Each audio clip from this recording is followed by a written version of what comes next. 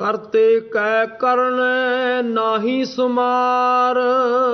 उस करता पुरख, उस परम पिता अकाल पुरख वाहिगुरु दे करना दा अर्थ है करनिया दा, कारनामिਆਂ ਦਾ कोई शुमार है ही नहीं। ਜਦੋਂ उस वाहिगुरु दे कारनामिਆਂ ਦਾ कोई शुमार है ही नहीं, कोई लेखा जोखा है ही नहीं, ਤੇ ਫਿਰ ਉਹਨੂੰ ਕਿਵੇਂ ਕੋਈ ਦੱਸ ਸਕਦਾ ਹੈ। ਧੰਨ ਗੁਰੂ ਨਾਨਕ ਦੇਵ ਮਹਾਰਾਜ ਸੱਚੇ ਪਾਤਸ਼ਾਹ ਨੇ ਸਾਨੂੰ ਇਹ ਗੱਲ ਇਸ ਲਈ ਆਖੀ ਹੈ। ਕਈ ਵਾਰੀ ਸਾਡੇ ਮਨ ਦੇ ਵਿੱਚ ਭੁਲੇਖਾ ਜਿਹਾ ਪੈ ਜਾਂਦਾ ਹੈ ਵੀ ਅਸੀਂ ਉਸ ਵਾਹਿਗੁਰੂ ਦੇ ਕਾਰਨਾਮਿਆਂ ਦਾ ਪਤਾ ਲਾਈਏ। ਵਾਹਿਗੁਰੂ ਕਰਦਾ ਕੀ ਹੈ, ਕਿਵੇਂ ਕਰਦਾ ਹੈ, ਕਿਉਂ ਕਰਦਾ ਹੈ।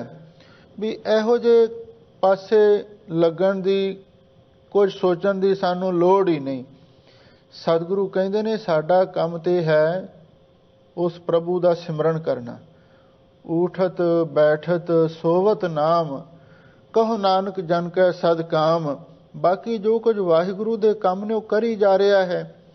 ਸਾਨੂੰ ਤੇ ਉਸ ਦੇ ਬਾਰੇ ਕੁਛ ਜਾਣਨ ਦੀ ਲੋੜ ਹੀ ਕੋਈ ਨਹੀਂ।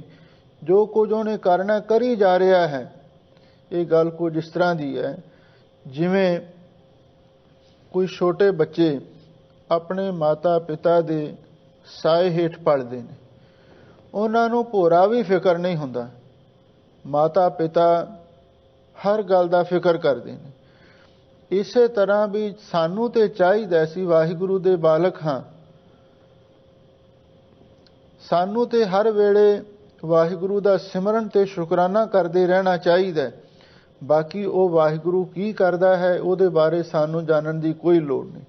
ਛੋਟੇ ਬੱਚਿਆਂ ਨੂੰ ਕੋਈ ਪਤਾ ਨਹੀਂ ਸਾਡਾ ਪਿਤਾ ਕੀ ਕਰਦਾ ਕੀ ਨਹੀਂ ਕਰਦਾ।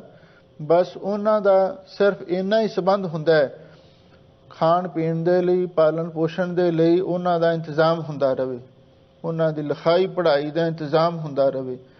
ਇਸੇ ਲਈ ਐਵੇਂ ਵਾਧੂ ਉਹਨਾਂ ਚੀਜ਼ਾਂ ਵੱਲ ਧਿਆਨ ਦੇਣਾ ਇਹ ਤਾਂ ਇੱਕ ਨਾਸਮਝੀ ਵਾਲੀ ਗੱਲ ਹੀ ਹੁੰਦੀ ਹੈ। ਇਸੇ ਲਈ ਹਜ਼ੂਰ ਕਹਿੰਦੇ ਨੇ ਉਹ ਵਾਹਿਗੁਰੂ ਕੀ ਕਰਦਾ ਹੈ, ਜਿਹੜੇ ਉਸਦੇ ਕਾਰਨਾਮੇ ਨੇ ਉਹਦਾ ਕੋਈ ਸ਼ੁਮਾਰ ਨਹੀਂ ਕਰ ਸਕਦਾ। ਇਸੇ ਲਈ ਉਸ ਵਾਹਿਗੁਰੂ ਪਰਮੇਸ਼ਰ ਦੇ ਅੰਤ ਨੂੰ ਜਾਣਨਾ ਜਾਂ ਉਹਦੇ ਬਾਰੇ ਕੁਝ ਸੋਚਣਾ ਤੇ ਜਾਂ ਕੁਝ ਕਰਨਾ ਇਹ ਸਿਵਾਏ ਮੂਰਖਤਾ ਤੋਂ ਹੋਰ ਕੋਈ ਗੱਲ ਨਹੀਂ ਹੈ। ਇਸ ਲਈ ਸਾਨੂੰ ਇਸ ਪਾਸੇ ਪੈਣ ਦੀ ਲੋੜ ਹੀ ਨਹੀਂ ਹੈ। ਧੌਲ ਧਰਮ ਦਇਆ ਕਾ ਪੂਤ। ਹੁਣ ਸਤਿਗੁਰੂ ਦੇ ਚਰਨਾਂ ਵਿੱਚ ਗੁਰਸਿੱਖਾਂ ਨੇ ਸਵਾਲ ਕੀਤਾ, ਸੱਚੇ ਪਾਤਸ਼ਾਹ, ਇੱਕ ਹਿੰਦੂ ਲੋਕਾਂ ਦਾ ਸਿਧਾਂਤ ਹੈ ਕਿ ਆਹ ਜਿਹੜੀ ਧਰਤੀ ਹੈ ਇਸ ਨੂੰ ਇੱਕ ਧੌਲੇ ਨੇ ਚੁੱਕਿਆ ਹੋਇਆ ਹੈ। ਧੌਲਾ ਇੱਕ ਚਿੱਟੇ ਰੰਗ ਦਾ ਬੈਲ ਹੈ, ਉਹਨੇ ਆਪਣੇ ਸਿੰਘਾਂ ਉੱਤੇ ਇਸ ਧਰਤੀ ਦਾ ਭਾਰ ਚੁੱਕਿਆ ਹੋਇਆ। ਕੀ ਇਹ ਸੱਚ ਹੈ? ਧੰਨ ਗੁਰੂ ਨਾਨਕ ਦੇਵ ਮਹਾਰਾਜ ਸੱਚੇ ਪਾਤਸ਼ਾਹ ਇਸ ਗੱਲ ਦਾ ਸਪਸ਼ਟੀਕਰਨ ਦੇ ਰਹੇ ਹਨ। ਗੁਰਮੁਖੋ, ਚਾਹੇ ਉਹਨਾਂ ਨੇ ਕੁਝ ਵੀ ਕਹਿ ਦਿੱਤਾ, ਪਰ ਇੱਕ ਗੱਲ ਤੇ ਮੰਨਣੀ ਪਵੇਗੀ, ਇਹ ਧਰਤੀ ਕਿਸੇ ਨਾ ਕਿਸੇ ਚੀਜ਼ ਦੇ ਆਸਰੇ ਤਾਂ ਖੜੀ ਹੀ ਹੈ। ਠੀਕ ਹੈ, ਹਿੰਦੂ ਧਰਮ ਨੇ ਉਹਨੂੰ ਧੌਲੇ ਦਾ ਨਾਮ ਦੇ ਦਿੱਤਾ, ਪਰ ਅਸੀਂ ਉਸ ਨੂੰ ਧੌਲਾ ਨਹੀਂ ਆਖਦੇ, ਬਲਕਿ ਧੌਲ ਧਰਮ।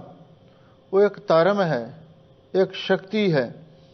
ਉਸੇ ਨੂੰ ਧੌਲਾ ਆਖਿਆ ਹੈ ਜਿਸ ਸ਼ਕਤੀ ਦੇ ਆਸਰੇ ਧਰਤੀ ਵੀ ਖੜੀ ਹੈ, ਹੋਰ ਧਰਤੀਆਂ ਵੀ ਖੜੀਆਂ ਨੇ, ਤੇ ਸਾਰੇ ਗ੍ਰਹਿ, ਸਾਰੇ ਤਬਕ, ਸੂਰਜ ਤੇ ਚੰਦਰਮਾ ਸਭ ਉਸੇ ਦੇ ਸਹਾਰੇ ਨੇ। ਪੈ ਵਿੱਚ ਸੂਰਜ, ਪੈ ਵਿੱਚ ਚੰਦ, ਕੋਹ ਕਰੋੜੀ ਚਲਤ ਨਾ ਅੰਤ। ਉਹ ਧਰਮ ਦੀ ਸ਼ਕਤੀ ਹੈ। ਹਜ਼ੂਰ ਕਹਿੰਦੇ ਧੌਲ ਧਰਮ, ਉਹ ਧਰਮ ਰੂਪ ਧੌਲਾ ਹੈ, ਕੋਈ ਛੁਪਾਇਆ ਪਸ਼ੂ ਨਹੀਂ। ਉਹ ਧਰਮ ਰੂਪ ਧੌਲਾ ਹੈ। ਦਇਆ ਕਾ ਪੂਤ, ਤੇ ਉਹ ਦਇਆ ਦਾ ਪੁੱਤਰ ਹੈ। ਦਇਆ ਤੋਂ ਧਰਮ ਪੈਦਾ ਹੁੰਦਾ ਹੈ। ਇਸੇ ਲਈ ਹਜ਼ੂਰ ਕਹਿੰਦੇ ਨੇ ਵੀ ਜਿਹੜੀਆਂ ਹੋਰ ਕਲਪਨਾਵਾਂ ਕਰਨੀਆਂ ਨੇ ਇਸ ਤੋਂ ਸਿਵਾਏ, ਔਰ ਉਹਨਾਂ ਦਾ ਕੇਵਲ ਅਗਿਆਨਤਾ ਦੇ ਨਾਲ ਹੀ ਸੰਬੰਧ ਹੋ ਸਕਦਾ ਹੈ। ਹਕੀਕਤ ਇਹੀ ਹੈ ਵੀ ਉਹ ਧਰਮ ਰੂਪ ਧੌਲਾ ਹੈ ਅਤੇ ਉਹ ਦਇਆ ਦਾ ਪੁੱਤਰ ਹੈ। ਧਰਮ ਦਇਆ ਤੋਂ ਹੀ ਜਨਮ ਲੈਂਦਾ ਹੈ। ਅਤੇ ਨਾਲ ਦੀ ਅਗਲੀ ਪੰਕਤੀ ਵਿੱਚ ਸਾਹਿਬ ਸਤਿਗੁਰੂ ਸੱਚੇ ਪਾਤਸ਼ਾਹ ਫਰਮਾਉਂਦੇ ਹਨ, ਸੰਤੋਖ ਥਾਪ ਰੱਖਿਆ ਜਿਨ ਸੂਤ। ਧਾਰਮਿਕ ਧੌਲਾ ਹੈ ਜਿਸ ਨੂੰ ਦਇਆ ਨੇ ਜਨਮ ਦਿੱਤਾ ਹੈ, ਤੇ ਫਿਰ ਉਸ ਧਰਮ ਨੇ ਸੰਤੋਖ ਨੂੰ ਥਾਪ ਕੇ ਰੱਖਿਆ ਜਨ ਸੂਤ, ਜਿਸ ਨੇ ਸਾਰੀ ਹੀ ਸੂਤ ਦਾ ਅਰਥ ਹੈ ਮਰਜ਼ਾਦਾ ਨੂੰ ਇੱਕ ਸੂਤਰ ਦੇ ਵਿੱਚ ਪਰੋ ਕੇ ਰੱਖਿਆ ਹੋਇਆ। ਆ ਦੇਖ ਲਓ, ਜੋ ਕੁਝ ਵੀ ਸੰਸਾਰ ਦੇ ਵਿੱਚ ਚੱਲ ਰਿਹਾ ਹੈ ਇਹ ਕਿਸੇ ਮਰਜ਼ਾਦਾ ਵਿੱਚ ਹੀ ਚੱਲ ਰਿਹਾ ਹੈ। ਪੈ ਵਿੱਚ ਪਵਨ ਵਹਿ ਸਦਵਾਓ, ਪੈ ਵਿੱਚ ਚੱਲੈ ਲਖ ਦਰਿਆਓ, ਪੈ ਵਿੱਚ ਅਗਨ ਕੱਢੈ ਵੇਗਾਰ, ਪੈ ਵਿੱਚ ਧਰਤੀ ਦੱਬੀ ਪਾਰ। ਜੇ ਕੋਈ ਮਰਜ਼ਾਦਾ ਨਾ ਹੋਵੇ, ਤੁਸੀਂ ਵਿਚਾਰ ਕੇ ਦੇਖੋ, ਜਿੰਨੇ ਵੀ ਗ੍ਰਹਿ ਨੇ ਉਹ ਸਾਰੇ ਗਰਦਸ਼ ਵਿੱਚ ਨੇ, ਚੱਲ ਰਹੇ ਨੇ, ਘੁੰਮ ਰਹੇ ਨੇ। ਤੇ ਜੇ ਕੋਈ ਕੰਟਰੋਲ ਨਾ ਹੋਵੇ, ਕੋਈ ਧਰਮ, ਕੋਈ ਸੰਜਮ ਨਾ ਹੋਵੇ, ਤੇ ਇਹ ਤੇ ਆਪਸ ਵਿੱਚ ਕਦੋਂ ਵੀ ਟਕਰਾ ਸਕਦੇ ਨੇ। ਹੁਣ ਦੇਖੋ, ਧਰਤੀ ਉੱਤੇ ਚੱਲਣ ਵਾਸਤੇ ਵੀ ਕੁਝ ਨਿਯਮ ਬਣਾਏ ਗਏ ਨੇ, ਸਰਕਾਰਾਂ ਨੇ, ਸਿਆਣੇ ਲੋਕਾਂ ਨੇ, ਬਈ ਤੁਸੀਂ ਇਸ ਢੰਗ ਦੇ ਨਾਲ ਸਫ਼ਰ ਕਰਨਾ। ਹਵਾਈ ਸਫ਼ਰ ਕਰਨ ਦੇ ਵੀ ਕੁਝ ਨਿਯਮ ਬਣਾਏ ਗਏ ਨੇ, ਸਮੁੰਦਰੀ ਸਫ਼ਰ ਤੈਅ ਕਰਨ ਦੇ ਵੀ ਕੁਝ ਨਿਯਮ ਬਣਾਏ ਗਏ ਨੇ। ਇਸੇ ਤਰ੍ਹਾਂ ਹਜ਼ੂਰ ਕਹਿੰਦੇ ਉਸ ਵਾਹਿਗੁਰੂ ਪਰਮੇਸ਼ਰ ਨੇ ਵੀ ਕੁਝ ਐਸੇ ਨਿਯਮ ਬਣਾਏ ਨੇ, ਭਾਵੇਂ ਉਹ ਸਾਨੂੰ ਨਹੀਂ ਦਿਸ ਰਿਹਾ, ਪਰ ਉਹਦੀ ਮਰਜ਼ਾਦਾ ਵਿੱਚ, ਉਹਦੀ ਦੈਵੀ ਕਾਨੂੰਨ ਦੇ ਵਿੱਚ ਸਾਰਾ ਕੁਝ ਚੱਲ ਰਿਹਾ ਹੈ। ਤੇ ਜਿਹੜਾ ਉਸ ਵਾਹਿਗੁਰੂ ਦਾ ਦੈਵੀ ਕਾਨੂੰਨ ਹੈ, ਉਸ ਨੂੰ ਸਤਿਗੁਰੂ ਮਹਾਰਾਜ ਨੇ ਧਰਮ ਆਖਿਆ। ਉਹ ਧਰਮ ਦਇਆ ਦਾ ਪੁੱਤਰ ਹੈ, ਜਿਸ ਨੇ ਸੰਤੋਖ ਨੂੰ ਸਥਾਪਨ ਕਰਕੇ ਤੇ ਸਾਰੇ ਸੰਸਾਰ ਦੀ ਮਰਜ਼ਾਦਾ ਨੂੰ ਕਾਇਮ ਰੱਖਿਆ ਹੋਇਆ। ਇਹਦੇ ਵਿੱਚ ਇੱਕ ਹੋਰ ਵੀ ਸੂਖਮ ਵਿਚਾਰ ਹੈ। ਧਰਮ ਧੌਲਾ ਹੈ। ਜਿਹੜਾ ਸਿੱਖ ਧਰਮ ਹੈ, ਇਹਦੇ ਦੋ ਬੁਨਿਆਦੀ ਅਸੂਲ ਨੇ। ਕੱਲ ਵੀ ਕੁਛ ਵਿਚਾਰ ਹੋਈ ਸੀ, ਮੰਨੈ ਧਰਮ ਸੇਤੀ ਸੰਬੰਧ, ਕਿਉਂਕਿ ਉੱਥੇ ਵੀ ਧਰਮ ਦੀ ਗੱਲ ਸੀ, ਇੱਥੇ ਵੀ ਧਰਮ ਦੀ ਗੱਲ ਚੱਲ ਰਹੀ ਹੈ। ਸਿੱਖ ਧਰਮ ਦੇ ਦੋ ਬੁਨਿਆਦੀ ਅਸੂਲ ਨੇ, ਸੇਵਾ ਤੇ ਸਿਮਰਨ। ਜਰਾ ਇਹਨਾਂ ਬਾਰੇ ਵਿਚਾਰ ਕਰਕੇ ਦੇਖੋ। ਦਇਆ ਦਾ ਸੇਵਾ ਨਾਲ ਸੰਬੰਧ ਹੈ। ਦਇਆ ਕਰਨੰ ਦੁੱਖ ਹਰਨੰ। ਜਿਸ ਮਨੁੱਖ ਦੇ ਮਨ ਵਿੱਚ ਦਇਆ ਹੀ ਨਹੀਂ, ਉਹ ਕਦੇ ਕਿਸੇ ਗਰੀਬ ਦੀ, ਕਿਸੇ ਦੁਖੀ ਦੀ ਸੇਵਾ ਨਹੀਂ ਕਰ ਸਕਦਾ। ਇਸ ਲਈ ਦਇਆ ਦਾ ਪੁੱਤਰ ਧਰਮ, ਦਇਆ ਦਾ ਪੁੱਤਰ ਸੇਵਾ ਹੈ। ਸੇਵਾ ਦਇਆ ਤੋਂ ਜਨਮ ਲੈਂਦੀ ਹੈ। ਸੰਤੋਖ ਇਹ ਧਰਮ ਦਾ ਪੁੱਤਰ ਹੈ। ਦਇਆ ਮਾਂ ਹੈ, ਸੰਤੋਖ ਪੁੱਤਰ ਹੈ। ਜੇ ਦਇਆ ਤੋਂ ਬਿਨਾਂ ਸੇਵਾ ਨਹੀਂ ਹੋ ਸਕਦੀ, ਤੇ ਯਾਦ ਰੱਖਣਾ, ਸੰਤੋਖ ਤੋਂ ਬਿਨਾਂ ਸਿਮਰਨ ਵੀ ਨਹੀਂ ਹੋ ਸਕਦਾ। ਇਸੇ ਲਈ ਸਤਿਗੁਰੂ ਮਹਾਰਾਜ ਸੱਚੇ ਪਾਤਸ਼ਾਹ ਨੇ ਸਾਨੂੰ ਇਹ ਗੱਲ ਸਮਝਾ ਦਿੱਤੀ, ਦਇਆ ਧਰਮ ਦੀ ਮਾਂ ਹੈ ਤੇ ਸੰਤੋਖ ਧਰਮ ਦਾ ਪੁੱਤਰ ਹੈ, ਜਿਸ ਨੇ ਸਾਰੀ ਮਰਜ਼ਾਦਾ ਨੂੰ ਕਾਇਮ ਕਰਕੇ ਰੱਖਿਆ ਹੋਇਆ। ਦਇਆ ਤੋਂ ਬਿਨਾਂ ਸੇਵਾ ਨਹੀਂ, ਸੰਤੋਖ ਤੋਂ ਬਿਨਾਂ ਸਿਮਰਨ ਨਹੀਂ। ਕਿਉਂਕਿ ਜਿਹੜਾ ਤ੍ਰਿਸ਼ਨਾਲੂ ਬੰਦਾ ਹੈ, ਉਹਦਾ ਮਨ ਕਦੀ ਵੀ ਨਹੀਂ ਟਿਕ ਸਕਦਾ। ਸਹਿਸ ਘਟੇ ਲੱਖ ਕੋ ਉਠ ਧਾਵੈ, ਤ੍ਰਿਪਤ ਨ ਆਵੈ ਮਾਇਆ ਪਾਛੈ ਪਾਵੈ, ਅਨਕ ਭੋਗ ਵਿਖਿਆ ਕੇ ਕਰੈ, ਨ ਤ੍ਰਿਪਤਾਵੈ ਖਪ ਖਪ ਮਰੈ। ਧੰਨ ਗੁਰੂ ਤੇਗ ਬਹਾਦਰ ਸਾਹਿਬ ਜੀ ਨੇ ਬਹੁਤ ਸੁੰਦਰ ਬਚਨ ਆਖੇ ਨੇ ਕਿ ਇਹ ਜਿਹੜਾ ਮਨ ਹੈ ਸਾਧੋ, ਇਹੋ ਮਨ ਗਹਿਓ ਨਾ ਜਾਈ। ਇਹ ਜਿਹੜਾ ਮਨ ਬੜਾ ਚੰਚਲ ਹੈ, ਇਹ ਪਕੜਿਆ ਨਹੀਂ ਜਾਂਦਾ। ਮਹਾਰਾਜ ਇਹਦਾ ਕਾਰਨ ਕੀ ਹੈ? ਹਜ਼ੂਰ ਕਹਿੰਦੇ, ਚੰਚਲ ਤ੍ਰਿਸ਼ਨਾ ਸੰਗ ਬਸ ਹੈ, ਜਾਂ ਤੇ ਥਿਰ ਨਾ ਰਹਾਈ। ਜਿਹੜੀ ਚੰਚਲ ਤ੍ਰਿਸ਼ਨਾ ਹੈ, ਇਸ ਮਨ ਦੇ ਨਾਲ ਵਸ ਰਹੀ ਹੈ। ਵਾਸ਼ਨਾ ਦੇ ਘੋੜੇ ਤੇ ਸਵਾਰ ਹੋ ਕੇ ਮਨ ਬਾਹਰ ਨੂੰ ਦੌੜਦਾ ਹੈ। ਤੁਸੀਂ ਖਿਆਲ ਕਰਨਾ, ਸਾਡਾ ਮਨ ਐਵੇਂ ਨਹੀਂ ਭਜਦਾ। ਕੋਈ ਨਾ ਕੋਈ ਇੱਛਾ, ਕੋਈ ਫੁਰਨਾ, ਕੋਈ ਵਾਸ਼ਨਾ ਸਾਡੇ ਅੰਦਰ ਪੈਦਾ ਹੁੰਦੀ ਹੈ, ਉਹਦੇ ਆਸਰੇ ਮਨ ਦੌੜਦਾ ਹੈ। ਵਾਸ਼ਨਾ ਦੀ ਅਸਵਾਰੀ ਕਰਕੇ ਮਨ ਦੌੜਦਾ ਹੈ। ਹਜ਼ੂਰ ਕਹਿੰਦੇ, ਜਦੋਂ ਸੰਤੋਖ ਪੈਦਾ ਹੋ ਜਾਂਦਾ ਹੈ ਤੇ ਮਨ ਟਿਕਾਓ ਵਿੱਚ ਆ ਜਾਂਦਾ ਹੈ। ਤ੍ਰਿਸ਼ਨਾ ਕਰਕੇ ਮਨ ਚੰਚਲ ਹੈ। ਹੁਣ ਤੁਸੀਂ ਦੇਖੋ, ਹਵਾ ਬੰਦ ਹੋ ਜਾਵੇ ਤੇ ਲਹਿਰਾਂ ਵੀ ਸ਼ਾਂਤ ਹੋ ਜਾਂਦੀਆਂ। ਇਸੇ ਤਰ੍ਹਾਂ ਜਦੋਂ ਮਨ ਦੀ ਵਾਸ਼ਨਾ ਮੁੱਕ ਜਾਂਦੀ ਹੈ ਤੇ ਮਨ ਵੀ ਉਸ ਵੇਲੇ ਸ਼ਾਂਤ ਹੋ ਜਾਂਦਾ ਹੈ। ਜਦੋਂ ਮਨ ਸ਼ਾਂਤ ਹੁੰਦਾ ਹੈ ਤੇ ਸਿਮਰਨ ਵੀ ਉਸ ਵੇਲੇ ਹੀ ਹੁੰਦਾ ਹੈ। ਤੇ ਭਾਵੇਂ ਠੀਕ ਹੈ ਆਪਾਂ ਉਂਝ ਮਾਲਾ ਫੇਰੀ ਜਾਈਏ ਜਾਂ ਵਾਹਿਗੁਰੂ ਵਾਹਿਗੁਰੂ ਆਖ ਲਈਏ, ਰਾਮ ਰਾਮ ਕਹਿ ਲਈਏ, ਕੁਛ ਵੀ ਆਖ ਲਈਏ, ਪਰ ਜਿੰਨਾ ਚਿਰ ਮਨ ਸ਼ਾਂਤ ਨਹੀਂ, ਸਹੀ ਸਿਮਰਨ ਨਹੀਂ ਹੋ ਸਕਦਾ। ਇਸੇ ਲਈ ਕਿਸੇ ਕਵੀ ਨੇ ਬੜਾ ਸੁੰਦਰ ਲਿਖਿਆ ਹੈ, ਮਾਲਾ ਫਿਰਤੀ ਹਾਥ ਮੇਂ ਜੀ ਫਿਰੈ ਮੁਖ ਮਾਹੇ, ਠੌਰ ਠੌਰ ਮਨੁਆ ਫਿਰੈ ਜਹ ਭਜਨ ਕਛ ਨਾਹੀਂ। ਕੇਵਲ ਮਾਲਾ ਫੇਰਨ ਵਾਲੇ ਨੂੰ ਹੀ ਭਗਤ ਨਹੀਂ ਆਖਿਆ ਜਾ ਸਕਦਾ। ਕੇਵਲ ਰਸਨਾ ਤੋਂ ਵਾਹਿਗੁਰੂ ਵਾਹਿਗੁਰੂ ਆਖਣ ਵਾਲੇ ਨੂੰ ਵੀ ਰੱਬ ਦਾ ਭਗਤ ਨਹੀਂ ਕਿਹਾ ਜਾ ਸਕਦਾ। ਮਾਲਾ ਫਿਰਤੀ ਹਾਥ ਮੇਂ ਜੀ ਫਿਰੈ ਮੁਖ ਮਾਹੇ, ਠੌਰ ਠੌਰ ਮਨੁਆ ਫਿਰੈ। ਅਸਲੀ ਗੱਲ ਇਹ ਹੈ, ਜਿਸ ਦਾ ਮਨ ਵਾਹਿਗੁਰੂ ਨੂੰ ਜਪ ਰਿਹਾ ਹੈ, ਜਿਹੜਾ ਅੰਦਰਲੀ ਦਿਲ ਦੀ ਜ਼ੁਬਾਨ ਦੇ ਨਾਲ ਪਰਮੇਸ਼ਰ ਨੂੰ ਯਾਦ ਕਰ ਰਿਹਾ ਹੈ, ਉਹ ਅਸਲੀ ਰੱਬ ਦਾ ਭਗਤ ਹੁੰਦਾ ਹੈ। ਇਸੇ ਲਈ ਹਜ਼ੂਰ ਕਹਿੰਦੇ ਨੇ, ਸੰਤੋਖ ਤੋਂ ਬਿਨਾਂ ਸਿਮਰਨ ਨਹੀਂ ਹੁੰਦਾ। ਸੰਤੋਖ ਇੱਕ ਐਸਾ ਗੁਣ ਹੈ ਜਿਸ ਨੇ ਸਾਰੀ ਮਰਜ਼ਾਦਾ ਨੂੰ, ਸਾਰੀ ਸ੍ਰਿਸ਼ਟੀ ਦੀ ਮਰਜ਼ਾਦਾ ਨੂੰ ਇੱਕ ਸੂਤਰ ਵਿੱਚ ਪਰੋ ਕੇ ਰੱਖਿਆ ਹੋਇਆ। ਇਹ ਜਿਹੜੀ ਸੰਤੋਖ ਦੀ ਗੱਲ ਹੈ ਨਾ, ਸੰਤੋਖ ਅਸੀਂ ਤਾਂ ਇਹ ਸਮਝ ਲੈਂਦੇ ਹਾਂ ਬਈ ਸ਼ਾਇਦ ਇਸ ਚੀਜ਼ ਦਾ ਨਾਮ ਹੀ ਸੰਤੋਖ ਹੈ, ਬਈ ਬੰਦਾ ਜੋ ਵੀ ਮਿਲੇ ਉਹਦੇ ਉੱਤੇ ਸੰਤੁਸ਼ਟੀ ਹਾਸਲ ਕਰ ਲਵੇ। ਜਥਾ ਲਾਭ ਤਥਾ ਸੰਤੁਸ਼ਟ ਹੈ, ਇਹ ਵੀ ਸੰਤੋਖ ਦੀ ਅਵਸਥਾ ਹੈ। ਪਰ ਅਸਲੀ ਜਿਹੜੀ ਸੰਤੋਖ ਦੀ ਅਵਸਥਾ ਉਹ ਇਹ ਹੈ, ਬ੍ਰਹਮਾ ਇੰਦਰ ਆਦਲੋ ਹੋ ਦੇਹ ਤਰ ਭੋਗ, ਕਾਕ ਬਿਸ਼ ਸਮਝੇਗਾ ਬੀਤ ਰਾਗ ਤੇ ਲੋਕ। ਇਸ ਧਰਤੀ ਤੋਂ ਲੈ ਕੇ ਇੰਦਰ ਲੋਕ ਬ੍ਰਹਮ ਲੋਕ ਤੱਕ ਜਿੰਨੇ ਵੀ ਪਦਾਰਥ ਨੇ, ਦਿਵ ਭੋਗ ਨੇ, ਉਹਨਾਂ ਨੂੰ ਵੀ ਕਾਂ ਦੀ ਵਿਸ਼ਟਾ ਦੇ ਸਮਾਨ ਸਮਝਣਾ, ਉਹ ਬੰਦਾ ਸਿਮਰਨ ਕਰ ਸਕਦਾ।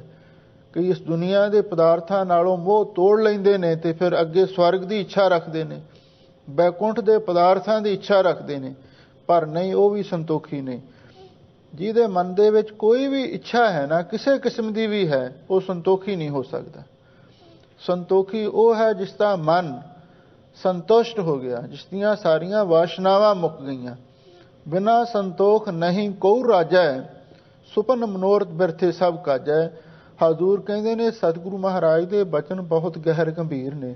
ਇਸੇ ਲਈ ਜਿੰਨੇ ਵਿਦਵਾਨ ਨੇ, ਕੋਈ 400 ਦੇ ਕਰੀਬ ਜਪਜੀ ਸਾਹਿਬ ਦੇ ਸਟੀਕ ਬਣ ਚੁੱਕੇ ਨੇ, ਇਹ ਸਾਰੇ ਵਿਦਵਾਨ ਚੱਕਰਤ ਨੇ। ਧੰਨ ਗੁਰੂ ਨਾਨਕ ਦੇਵ ਮਹਾਰਾਜ ਦੀ ਕਿੰਨੀ ਬਾਣੀ ਅਗਾਧ ਬੋਧ ਹੈ। ਕਿਸੇ ਕਵੀ ਨੇ ਠੀਕ ਹੀ ਲਿਖਿਆ, ਗੁਰੂ ਨਾਨਕ ਕੀ ਬਾਤ में बात, बात में बात, ਜੋ ਕੇਲੇ ਕੇ ਪਾਤ ਮੈਂ ਪਾਤ, ਪਾਤ ਮੈਂ ਪਾਤ। ਗੁਰੂ ਨਾਨਕ ਦੀ ਬਾਣੀ ਦਾ ਸਿਧਾਂਤ ਬਹੁਤ ਡੂੰਘਾ ਹੈ। ਇਸ ਲਈ ਕੋਈ ਵੀ ਇਨਸਾਨ ਪੂਰੀ ਤਰ੍ਹਾਂ ਗੁਰਬਾਣੀ ਦੇ ਭੇਤ ਨੂੰ ਨਹੀਂ ਜਾਣ ਸਕਦਾ।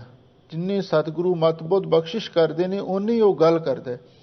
ਲੋ ਹਜ਼ੂਰ ਕਹਿੰਦੇ ਨੇ, ਜਿਹੜਾ ਹਿੰਦੂ ਲੋਕਾਂ ਨੇ ਧੌਲਾ ਮੰਨਿਆ, ਉਹ ਕੋਈ ਧੌਲਾ ਛੁਪਾਇਆ ਪਸ਼ੂ ਨਹੀਂ, ਉਹ ਇੱਕ ਧਰਮ ਹੈ, ਉਹ ਇੱਕ ਮਰਜ਼ਾਦਾ ਹੈ।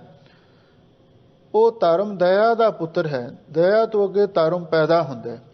ਸੰਤੋਖ ਧਰਮ ਦਾ ਪੁੱਤਰ ਹੈ, ਜਿਸ ਨੇ ਸਾਰੀ ਮਰਜ਼ਾਦਾ ਨੂੰ ਕਾਇਮ ਕਰਕੇ ਰੱਖਿਆ ਹੋਇਆ ਹੈ।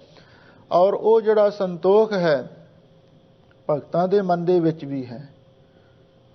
ਔਰ ਉਹ ਸੰਤੋਖ, ਉਹ ਜਬਤ, ਉਹ ਪਰਹੇਜ਼, ਉਹ ਸੰਜਮ ਹਰ ਚੀਜ਼ ਦੇ ਵਿੱਚ ਹੀ ਹੈ। ਔਰ ਉਹ ਹਰ ਚੀਜ਼ ਕਾਨੂੰਨ ਦੇ ਵਿੱਚ ਵਰਤ ਰਹੀ ਹੈ। ਸੰਤੋਖ ਦਾ ਅਰਥ ਇਹ ਸਮਝ ਲਓ, ਇੱਕ ਐਸਾ ਕਾਨੂੰਨ ਹੈ ਵਾਹਿਗੁਰੂ ਦਾ, ਜਿਹਦੇ ਵਿੱਚ ਸਾਰਾ ਸੰਸਾਰ ਚੱਲ ਰਿਹਾ ਹੈ। ਇਸੇ ਲਈ ਦਇਆ ਤੋਂ ਹੀ ਸੇਵਾ ਤੇ ਸੰਤੋਖ ਤੋਂ ਹੀ ਅੱਗੇ ਸਿਮਰਨ ਹੁੰਦਾ ਹੈ। ਸੇਵਾ ਤੇ ਸਿਮਰਨ ਦੇ ਆਸਰੇ ਹੀ ਮਨੁੱਖ ਧਰਮੀ ਬਣਦਾ ਹੈ। ਤੇ ਜਿਹੜਾ ਧਰਮ ਹੈ, ਉਸਨੇ ਸਾਰੀ ਮਰਜ਼ਾਦਾ ਨੂੰ ਤੇ ਸਾਰੀ ਧਰਤੀ ਦੇ ਭਾਰ ਨੂੰ ਚੁੱਕਿਆ ਹੋਇਆ ਹੈ। ਜੇ ਕੋ ਬੁੱਝੈ ਹੋਵੇ ਸਚਿਆਰ। ਧੰਨ ਗੁਰੂ ਨਾਨਕ ਦੇਵ ਮਹਾਰਾਜ ਦੇ ਚਰਨਾਂ ਵਿੱਚ ਗੁਰਸਿੱਖਾਂ ਨੇ ਬੇਨਤੀ ਕੀਤੀ, ਮਹਾਰਾਜ ਕੋਈ ਇਸ ਗੱਲ ਨੂੰ ਜਾਣ ਸਕਦਾ ਹੈ? ਜੇ ਕੋ ਬੁੱਝੈ ਹੋਵੇ ਸਚਿਆਰ, ਕੋਈ ਇਸ ਗੱਲ ਨੂੰ ਜਾਣ ਸਕਦਾ ਹੈ ਵੀ ਜਿਹੜਾ ਇਹ ਧੌਲਾ ਮੰਨਿਆ ਹੈ, ਉਹਦੇ ਉੱਤੇ ਕਿੰਨਾ ਕੁ ਭਾਰ ਹੈ? ਕਿਉਂਕਿ ਇਹ ਧਰਤੀ ਵੀ ਕਿਤਨੀ ਮਹਾਨ ਹੈ। ਇਹਦਾ ਭਾਰ ਕਿਤਨਾ ਹੈ ਕਿ ਇੱਕ ਤੌਲਾ ਚੱਕ ਸਕਦਾ ਇਸ ਨੂੰ। ਜੇ ਕੋ ਬੁੱਝੈ, ਜਿਹੜਾ ਇਸ ਗੱਲ ਨੂੰ ਬੁੱਝ ਲਵੇ, ਇਸ ਹਕੀਕਤ ਨੂੰ ਸਮਝ ਲਵੇ, ਹੋਵੇ ਸਚਿਆਰ, ਬਈ ਉਹ ਅਸਲੀ ਸਚਿਆਰ ਹੋ ਸਕਦਾ ਹੈ, ਉਹ ਬੰਦਾ ਸੱਚਾ ਹੋ ਸਕਦਾ ਹੈ ਔਰ ਉਹਦਾ ਬੋਲਿਆ ਵੀ ਸੱਚ ਹੋ ਸਕਦਾ ਹੈ। ਜੇ ਕੋਈ ਇਸ ਗੱਲ ਨੂੰ ਸਮਝ ਲਵੇ। ਕਿਹੜੀ ਗੱਲ ਨੂੰ? ਹਜ਼ੂਰ ਅੱਗੇ ਫਰਮਾਉਂਦੇ ਹਨ, ਤਵਲੇ ਉੱਪਰ ਕੇਤਾ ਭਾਰ। ਬਈ ਜਿਹੜਾ ਤੌਲਾ ਮੰਨਿਆ ਹੋਇਆ ਹੈ, ਉਸ ਤੌਲੇ ਉੱਤੇ ਭਲਾ ਕਿੰਨਾ ਕੁ ਭਾਰ ਟਿਕ ਸਕਦਾ ਹੈ। ਕੋਈ ਇਸ ਗੱਲ ਨੂੰ ਬੁੱਝ ਲਵੇ, ਕੋਈ ਇਸ ਗੱਲ ਨੂੰ ਸਮਝ ਲਵੇ, ਜਾਂ ਇਸ ਗੱਲ ਨੂੰ ਕੋਈ ਦੱਸ ਦੇਵੇ ਵੀ ਜਿਹੜਾ ਕੋਈ ਤੌਲਾ ਮੰਨਿਆ ਹੋਇਆ ਹੈ ਉਹਦੇ ਉੱਤੇ ਕਿੰਨਾ ਕੁ ਭਾਰ ਟਿਕ ਸਕਦਾ ਹੈ, ਜਾਂ ਕਿੰਨਾ ਕੁ ਭਾਰ ਉਸਨੇ ਚੁੱਕਿਆ ਹੋਇਆ ਹੈ, ਕਿੰਨਾ ਕੁ ਹੋਰ ਚੁੱਕ ਸਕਦਾ ਹੈ, ਇਹਦੇ ਬਾਰੇ ਕੋਈ ਵਿਚਾਰ ਕਰਕੇ ਤਾਂ ਦੱਸੇ। ਇਹ ਗੱਲ ਕਹਿ ਦੇਣੀ ਤੇ ਬੜੀ ਸੌਖੀ ਹੈ ਵੀ ਤੌਲੇ ਨੇ ਧਰਤੀ ਨੂੰ ਚੁੱਕਿਆ ਹੋਇਆ ਹੈ, ਪਰ ਹਜ਼ੂਰ ਕਹਿੰਦੇ ਜਦੋਂ ਇਸ ਗੱਲ ਦੀ ਵਿਚਾਰ ਕਰੋਗੇ, ਧਰਤੀ ਦਾ ਭਾਰ ਕਿੰਨਾ ਹੈ, ਇਸ ਧਰਤੀ ਤੇ ਕਿੰਨੇ ਜੀਵ ਜੰਤੂ ਨੇ, ਇਸ ਧਰਤੀ ਉੱਤੇ ਕਿੱਡੇ ਕਿੱਡੇ ਵੱਡੇ ਪਹਾੜ ਨੇ, ਇਸ ਧਰਤੀ ਉੱਤੇ ਕਿੰਨੀ ਬਨਸਪਤੀ ਹੈ, ਧਰਤੀ ਉੱਤੇ ਕਿੰਨਾ ਭਾਰ ਹੈ। ਤੇ ਫਿਰ ਜਿਸ ਤੌਲੇ ਨੇ ਧਰਤੀ ਨੂੰ ਚੁੱਕਿਆ ਹੋਇਆ ਹੈ, ਤਵਲੇ ਉੱਪਰ ਕੇਤਾ ਭਾਰ, ਉਹਦੀ ਕੰਪੈਸਿਟੀ ਕਿੰਨੀ ਕੁ ਹੈ, ਉਹ ਕਿੰਨਾ ਕੁ ਭਾਰ ਚੁੱਕ ਸਕਦਾ ਹੈ। ਕੋਈ ਇਹਦੇ ਬਾਰੇ ਵੀ ਸਮਝਣ ਦੀ ਕੋਸ਼ਿਸ਼ ਕਰੇ, ਪਰ ਇਸ ਬਾਰੇ ਕਿਸੇ ਨੇ ਸਮਝਣ ਦੀ ਕੋਸ਼ਿਸ਼ ਕੀਤੀ ਹੀ ਨਹੀਂ ਹੈ, ਤੇ ਨਾ ਹੀ ਕੋਈ ਇਸ ਬਾਰੇ ਕੁਝ ਜਾਣ ਹੀ ਸਕਿਆ ਹੈ। ਧਰਤੀ ਹੋਰ ਪਰੈ ਹੋਰ ਹੋਰ। ਧੰਨ ਗੁਰੂ ਨਾਨਕ ਦੇਵ ਮਹਾਰਾਜ ਸੱਚੇ ਪਾਤਸ਼ਾਹ ਫਰਮਾਉਂਦੇ ਨੇ, ਭਾਈ ਠੀਕ ਹੈ, ਜੇ ਹਿੰਦੂ ਧਰਮ ਦੇ ਸਿਧਾਂਤ ਨੂੰ ਮੰਨ ਵੀ ਲਈਏ ਵੀ ਚਲੋ ਇਸ ਧਰਤੀ ਦੇ ਭਾਰ ਨੂੰ ਤੌਲੇ ਨੇ ਚੁੱਕਿਆ ਹੋਇਆ, ਇਹ ਗੱਲ ਚਲੋ ਮੰਨ ਲਈ ਵੀ ਇਸ ਧਰਤੀ ਨੂੰ ਤੌਲੇ ਨੇ ਚੁੱਕਿਆ ਹੋਇਆ, ਪਰ ਹਜ਼ੂਰ ਕਹਿੰਦੇ ਧਰਤੀ ਕਿਹੜਾ ਕੋਈ ਇੱਕ ਹੈ, ਧਰਤੀ ਹੋਰ ਪਰੇ ਹੋਰ ਹੋਰ। ਇਸ ਧਰਤੀ ਤੋਂ ਪਰੇ ਹੋਰ ਧਰਤੀ ਹੈ, ਉਸ ਤੋਂ ਪਰੇ ਹੋਰ ਨੇ, ਤੇ ਅੱਗੇ ਹੋਰ ਨੇ, ਪਤਾ ਹੀ ਨਹੀਂ। ਅੱਗੇ ਚੱਲ ਕੇ ਸਤਿਗੁਰੂ ਨੇ ਲਿਖਿਆ ਹੈ, ਪਾਤਾਲਾਂ ਪਾਤਾਲ ਲਖ, ਆਗਾਸਾਂ ਆਗਾਸ, ਓੜਕ ਓੜਕ ਪਾਲ ਥਕੇ, ਵੇਦ ਕਹਿਣ ਇੱਕ ਬਾਤ। ਹੁਣ ਇੱਕ ਧਰਤੀ ਨੂੰ ਤਾਂ ਤੌਲੇ ਨੇ ਚੁੱਕਿਆ ਹੋਇਆ, ਤੇ ਫਿਰ ਉਹ ਤੌਲਾ ਕਿਸ ਆਸਰੇ ਖੜਾ ਹੈ, ਇਸ ਗੱਲ ਨੂੰ ਸਮਝੋ ਕੋਈ। ਜੇ ਤੁਸੀਂ ਆਖੋ ਤੌਲੇ ਦੇ ਹੇਠਾਂ ਕੋਈ ਹੋਰ ਧਰਤੀ ਹੈ, ਉਹਦੇ ਉੱਤੇ ਉਹ ਖੜਾ ਹੈ, ਫਿਰ ਜਿਸ ਤੌਲੇ ਨੇ ਇੱਕ ਧਰਤੀ ਨੂੰ ਚੁੱਕਿਆ ਹੋਇਆ ਹੈ, ਤੇ ਉਸ ਤੌਲੇ ਦਾ ਭਾਰ ਕਿਤਨਾ ਹੋਵੇਗਾ। ਫਿਰ ਜਿਹੜੀ ਧਰਤੀ ਤੇ ਉਹ ਖੜਾ ਹੈ, ਕੀ ਉਹ ਧਰਤੀ ਇੰਨਾ ਭਾਰ ਚੁੱਕ ਸਕਦੀ ਹੈ? ਚਲੋ ਮੰਨ ਲਿਆ ਉਸ ਧਰਤੀ ਨੇ ਉਸ ਤੌਲੇ ਦੇ ਭਾਰ ਨੂੰ ਚੁੱਕ ਲਿਆ, ਪਰ ਉਸ ਧਰਤੀ ਦੇ ਥੱਲੇ ਫਿਰ ਕਿਸ ਦਾ ਆਸਰਾ ਮੰਨੋਗੇ? ਕਿ ਉੱਥੇ ਹੋਰ ਤੌਲਾ ਖੜਾ ਹੋਵੇਗਾ? ਧਰਤੀਆਂ ਦੇ ਪਰੇ ਤੋਂ ਪਰੇ ਹੋਰ ਹੋਰ ਬੇਅੰਤ ਹਨ, ਤੇ ਫਿਰ ਦੱਸੋ ਕੀ ਤੁਸੀਂ ਇਹੀ ਗੱਲ ਮੰਨੀ ਜਾਓਗੇ ਕਿ ਤੌਲਾ ਇੱਕ ਹੈ ਜਾਂ ਤੌਲੇ ਅਨੇਕਾਂ ਨੇ? ਜਿਹੜੀ ਇਹ ਕਲਪਨਾ ਸੀ, ਹਿੰਦੂ ਮਤ ਦਾ ਮਿਥਿਹਾਸ ਸੀ, ਝੂਠਾ ਸਿਧਾਂਤ ਸੀ, ਉਹਨੂੰ ਗੁਰੂ ਮਹਾਰਾਜ ਨੇ ਇਸ ਤਰ੍ਹਾਂ ਦਲੀਲ ਦੇ ਨਾਲ ਖੰਡਨ ਕਰ ਦਿੱਤਾ ਵੀ ਜੇ ਇੱਕ ਧਰਤੀ ਨੂੰ ਤੌਲੇ ਨੇ ਚੁੱਕਿਆ ਹੋਇਆ, ਹੋਰ ਜਿਹੜੀਆਂ ਅਨੇਕਾਂ ਧਰਤੀਆਂ ਨੇ ਉਹਨੂੰ ਕਿਸ ਨੇ ਚੁੱਕਿਆ ਹੋਇਆ? ਧਰਤੀ ਹੋਰ ਪਰੇ ਹੋਰ ਹੋਰ। ਇਸ ਲਈ ਇਹ ਐਸੀ ਕਲਪਨਾ ਕਰਨੀ, ਝੂਠਾ ਸਿਧਾਂਤ ਘੜਨਾ, ਇਹ ਕੋਈ ਚੰਗੀ ਗੱਲ ਨਹੀਂ ਹੈ। ਇਸ ਲਈ ਧਰਮ ਹੀ ਤੌਲਾ ਹੈ, ਧਰਮ ਦੇ ਆਸਰੇ ਧਰਤੀ ਖੜੀ ਹੈ, ਤੇ ਧਰਮ ਦੇ ਆਸਰੇ ਬਾਕੀ ਸਾਰੀਆਂ ਧਰਤੀਆਂ ਤੇ ਗ੍ਰਹਿ ਨਛੱਤਰ ਸਾਰੇ ਉਸ ਧਰਮ ਦੇ ਆਸਰੇ ਖਲੋਤੇ ਹਨ। ਤਿਸ ਤੇ ਭਾਰ ਤਲੈ ਕਵਣ ਜੋਰ। ਲੋ ਹਜ਼ੂਰ ਕਹਿੰਦੇ ਨੇ ਧਰਤੀ ਤਾਂ ਪਰੇ ਤੋਂ ਪਰੇ ਹੋਰ ਹੋਰ ਬੇਅੰਤ ਨੇ, ਤਿਸ ਤੇ ਭਾਰ ਤਲੈ, ਫਿਰ ਉਸ ਦੇ ਭਾਰ ਦੇ ਹੇਠਾਂ ਕਵਣ ਜੋਰ, ਬਈ ਕਿਸ ਦਾ ਜ਼ੋਰ ਮੰਨੋਗੇ? ਚਲੋ ਇੱਕ ਧਰਤੀ ਨੂੰ ਤਾਂ ਤੌਲੇ ਨੇ ਚੁੱਕ ਲਿਆ, ਜਿਹੜੀਆਂ ਹੋਰ ਬੇਅੰਤ ਧਰਤੀਆਂ ਨੇ, ਲੱਖਾਂ ਹੀ ਗ੍ਰਹਿ ਨੇ ਨਾ। ਤੁਸੀਂ ਆਕਾਸ਼ ਵੱਲ ਰਾਤ ਨੂੰ ਨਜ਼ਰ ਮਾਰ ਕੇ ਦੇਖੋ ਤੇ ਕਿੰਨੇ ਸਾਨੂੰ ਤਾਰੇ ਚਮਕਦੇ ਦਿਖਾਈ ਦਿੰਦੇ ਨੇ। ਉਹ ਬੜੀਆਂ ਬੜੀਆਂ ਧਰਤੀਆਂ ਨੇ, ਬੜੇ ਬੜੇ ਮੰਡਲ ਨੇ।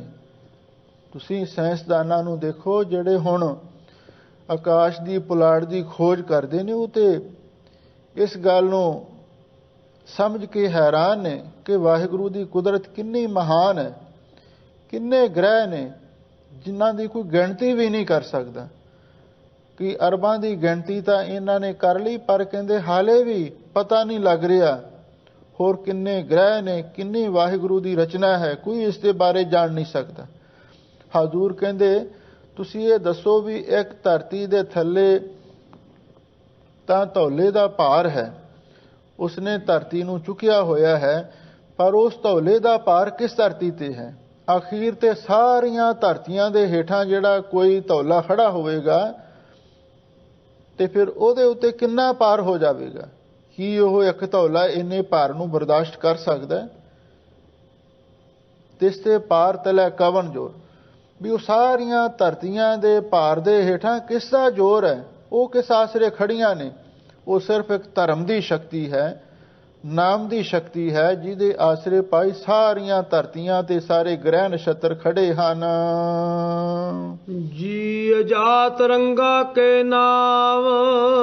ਧੰਨ ਗੁਰੂ ਨਾਨਕ ਦੇਵ ਮਹਾਰਾਜ ਸੱਚੇ ਪਾਤਸ਼ਾਹ ਫਰਮਾਉਂਦੇ ਨੇ, ਇੱਥੋਂ ਤੱਕ ਧੌਲੇ ਦੀ ਵਿਚਾਰ ਸਮਾਪਤ ਹੋ ਗਈ। ਹੁਣ ਅੱਗੇ ਸਾਹਿਬ ਸਤਿਗੁਰੂ ਸੱਚੇ ਪਾਤਸ਼ਾਹ ਜੀਵ ਜਨਤਾ ਦੀ ਗੱਲ ਆਰੰਭ ਕਰਦੇ ਨੇ। ਇਹ ਜਿਹੜੀ ਧਰਤੀ ਹੈ, ਜੀ ਜਾਤ ਰੰਗਾ ਕੇ ਨਾਮ, ਇੱਥੇ ਅਨੇਕਾਂ ਤਰ੍ਹਾਂ ਦੇ ਜੀਵ ਨੇ, ਜਿਨ੍ਹਾਂ ਦੀਆਂ ਅਨੇਕਾਂ ਨਸਲਾਂ ਨੇ, ਅਨੇਕਾਂ ਰੰਗ ਨੇ ਤੇ ਕਈ ਉਹਨਾਂ ਦੇ ਨਾਮ ਨੇ। ਹੁਣ ਜਿੰਨੇ ਧਰਤੀ ਤੇ ਜੀਵ ਰਹਿੰਦੇ ਨੇ, ਉਹਨਾਂ ਦੀਆਂ ਕਿੰਨੀਆਂ ਨਸਲਾਂ ਨੇ, ਕਿੰਨੇ ਕਿਸਮ ਦੇ ਰੰਗ ਨੇ, ਕਿੰਨੇ ਉਹਨਾਂ ਦੇ ਨਾਮ ਨੇ, ਅਸੀਂ ਜਾਣ ਸਕਦੇ ਹਾਂ?